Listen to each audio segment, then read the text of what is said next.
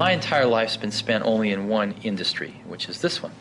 But I've been in it now for about 15 years, and I've seen a lot of people make a lot of things. I've seen a lot of people fail a lot of things. And my point of view on this, or my observation, is that the doers are the major thinkers. The people that really create the things that change this industry are both the thinker-doer in one person. And if we really go back and we examine, did Leonardo have a guy off to the side that was thinking 5 years out in the future what he would paint or the technology he would use to paint it? Of course not. Leonardo was the artist, but he also mixed all his own paints. He also was a fairly good chemist, knew about pigments, knew about human anatomy, and combining all of those skills together, the art and the science, the thinking and the doing, was what resulted in the exceptional result. And there is no difference in our industry. The people that have really made the contributions have been the thinkers and the doers. A lot of people, of course, it's very easy to take credit for the thinking. The doing is more concrete, but it's very easy for somebody to say, oh, I thought of this 3 years ago. But usually when you dig a little deeper, you find that the people that really did it were also the people that really worked through the hard intellectual problems as well. We try to hire really smart people, but we have a very simple organization, and we try to focus and do very few things well. And focusing's hard because focusing doesn't mean saying yes, it means saying no. So we decide not to do a lot of things so we can focus on a few handfuls of things and do them well. And I think everybody working at a company wants to do something great. They want to be excited about what they're working on. And they want to be recognized for it if they do a really great job. So we just try to allow people to do the best work of their lives at Apple and get it out to 25 million customers that we have. And that's very exciting. And when you're working on something and if this works out, up to 25 million people are going to use this. It's very motivating. And it's not just 25 million of our customers, but other companies tend to follow us. It takes them a few years, but other companies tend to copy what we do if it works. And so we can influence the whole industry.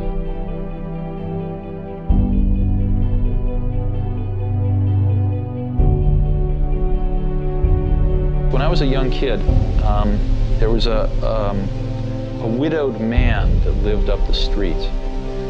And he was in his 80s. He's a little scary looking. And I got to know him a little bit. I think he might have paid me to mow his lawn or something. And one day he said, come on into my garage, I want to show you something. And he pulled out this dusty old rock tumbler. And it was a motor and a coffee can and a little band between them. And he said, come on with me. We went out to the back and we got just some rocks, some regular old ugly rocks. And we put them in the can with a little bit of liquid and a little bit of grit powder. And we closed the can up and he turned this motor on. He said, come back tomorrow. And his can was making a racket as the stones went around. And I came back the next day and we opened the can and we took out these amazingly beautiful polished rocks. The same common stones that had gone in through rubbing against each other like this, creating a little bit of friction, creating a little bit of noise, had come out these beautiful polished rocks. And that's always been in my mind my metaphor for a team working really hard on something they're passionate about is that it's through the team, through that group of incredibly talented people bumping up against each other, having arguments, having fights sometimes, making some noise, and working together, they polish each other. And they polish the ideas, and what comes out are these really beautiful stones. So it's hard to explain, and it's certainly not the result of one person. I mean, people like symbols, so I'm the symbol of certain things, but it really was a team effort on the Mac. One of the things that really hurt Apple was after I left, John Sculley got a very serious disease. And that disease, I've seen other people get it too. It's the disease of thinking that a really great idea is 90% of the work. And that if you just tell all these other people, you know, here's this great idea, then of course they can go off and make it happen. And the problem with that is that there's just a tremendous amount of craftsmanship in between a great idea and a great product.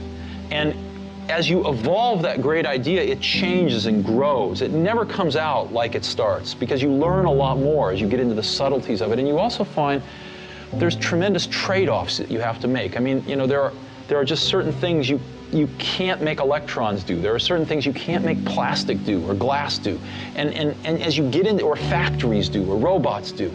And as you get into all these things, designing a product is keeping 5,000 things in your brain, these concepts, and fitting them all together in kind of continuing to push to fit them together in new and different ways to get what you want.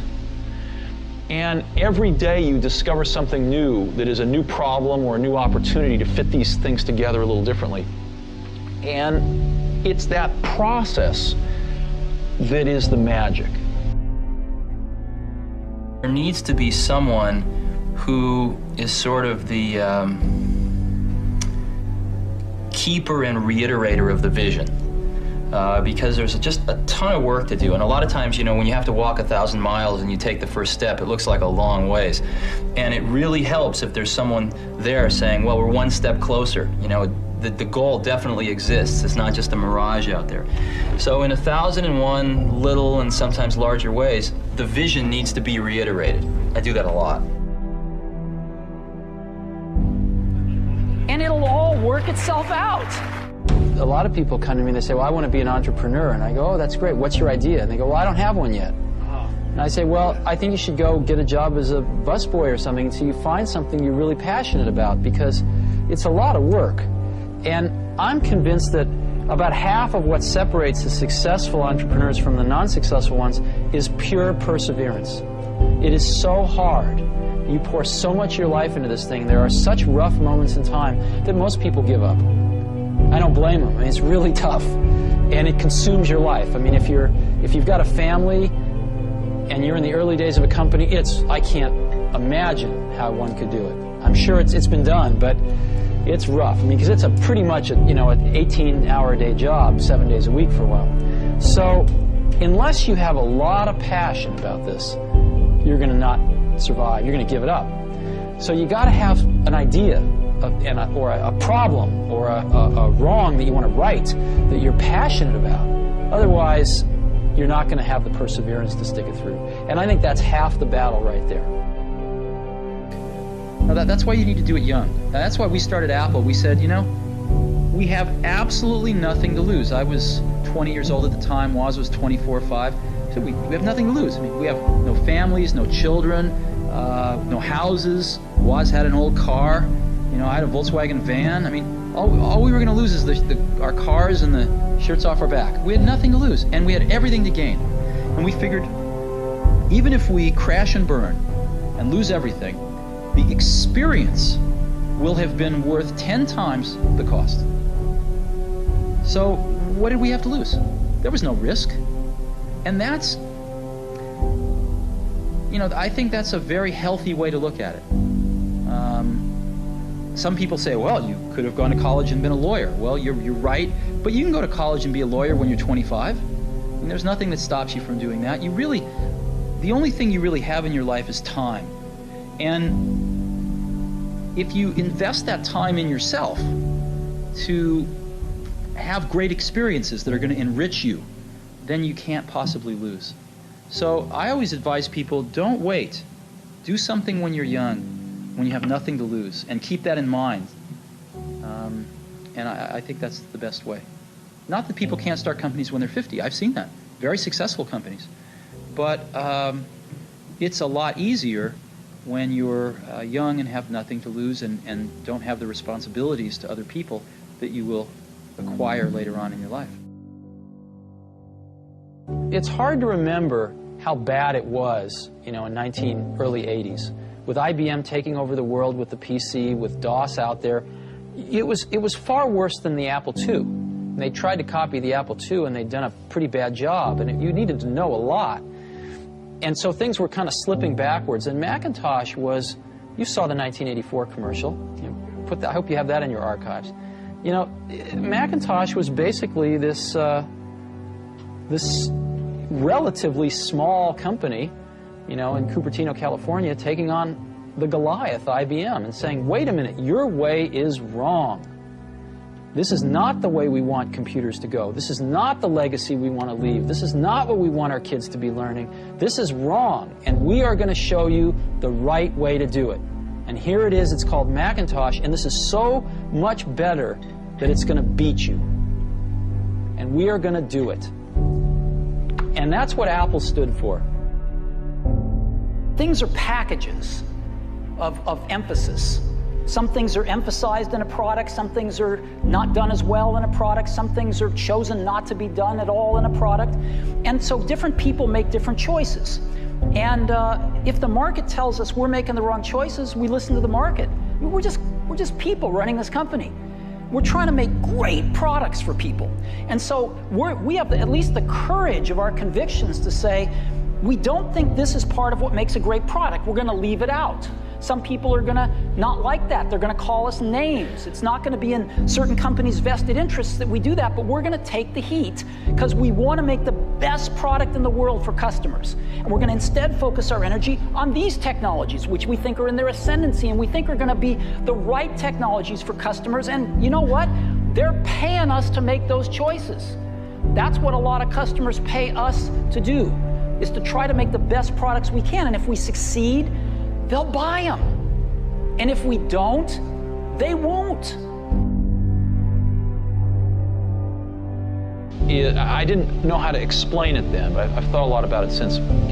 Most things in life, the dynamic range between average and the best is at most 2 to 1. Right? Like if you go to New York City and you're getting an average taxi cab driver versus the best taxi cab driver, you know, you're probably going to get to your destination with the best taxi cab maybe 30% faster. You know, in an automobile, what's the difference between an average and the best? Maybe, I don't know, 20%.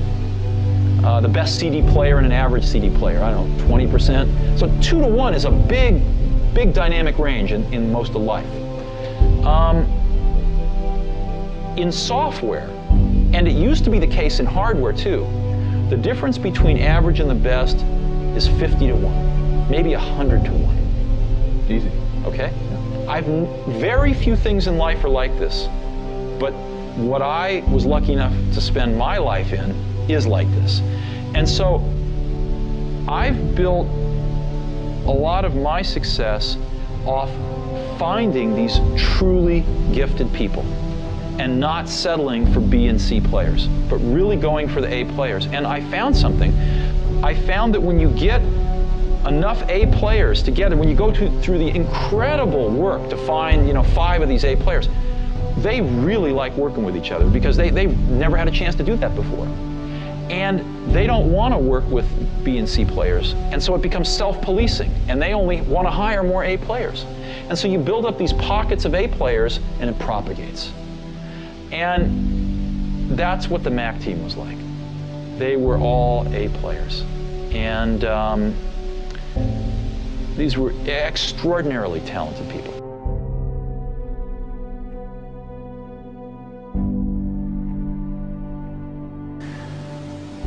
When we were building our Apple I's in the garage, we knew exactly what they cost.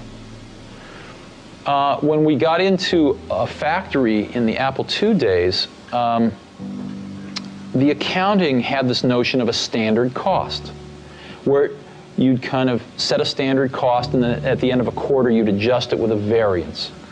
And I kept asking, well, why do we do this?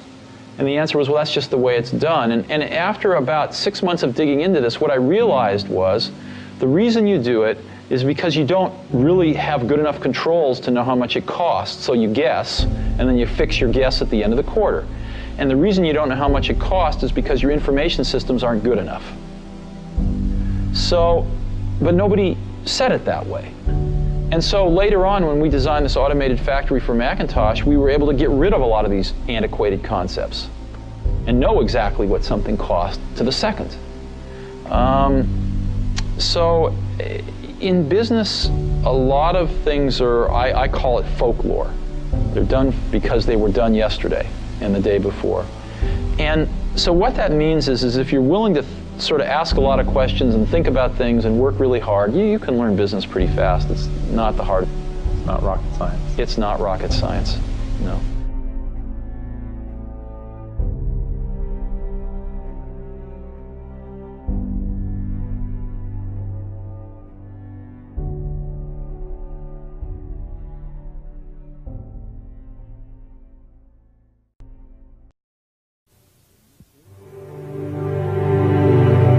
Here's to the crazy ones, the misfits, the rebels, the troublemakers, the round pegs in the square holes, the ones who see things differently.